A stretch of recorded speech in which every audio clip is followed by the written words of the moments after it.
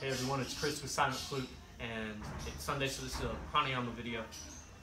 In regards to alternate nostril breathing, so you already have the Shankar Mudra or Vishnu Mudra, and when you do a retention, so I just recorded a video of, this is just a little tip so that you don't get sore or tired. In particular, it's very traditional to use only your right arm when you do alternate nostril breathing, and that's mostly a cultural and a religious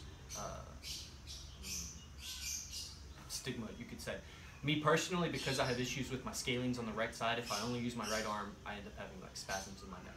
So I alternate arms. Also, you can lay on your back, which I think I've demonstrated before. I have videos on that. I'll link that below. And in both situations, there are other options. Even if you have like a bolster, like I have a big bolster pillow inside, and you can like you would do in restorative yoga. You put the bolster there, you lay back, put a block on your head, do pranayama there. And it's really effective. I put like a strap around my body and tied it, Baddha Konasana really tight, and I did pranayama.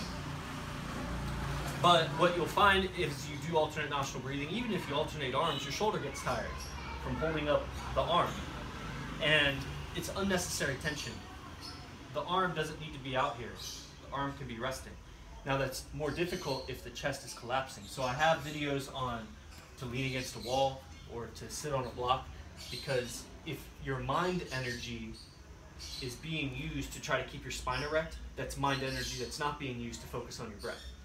And ideally, you wouldn't even need that. You'd be sitting in Padmasana, and so there's no collapsing per se. If you have a really tight and like tighter than mine Padmasana, it's very natural for the spine to stay erect. But if you don't have that, it's very natural for the spine to collapse. And so you sit on the block or you lean against something. And I have another video actually on opening the heart using serratus anterior. So it's all serratus engagement, keeps the chest open. If the chest is open, there's this handy little platform for my arm to kind of rest on. There's minor effort to keep the arm in, but relative to keeping the arm up, it's much less effort. And it's the same thing, let's say if I were like on my back, rather than if I were keeping my arm up like this, I would relax it so most of it's resting on my chest.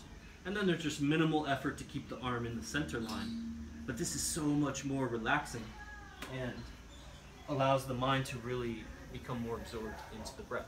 Ultimately, no matter what you do, you could still become absorbed in the breath. You could be doing it. You could be standing on one toe, doing some ballet pose, and totally absorbed in the breath. It's just more challenging. So the point is, what I'm saying, and of course I alternate arms, is the chest stays out, and the arm, you almost take the elbow in and kind of rest on the armpit or the chest. And from here is where I do the pranayama. And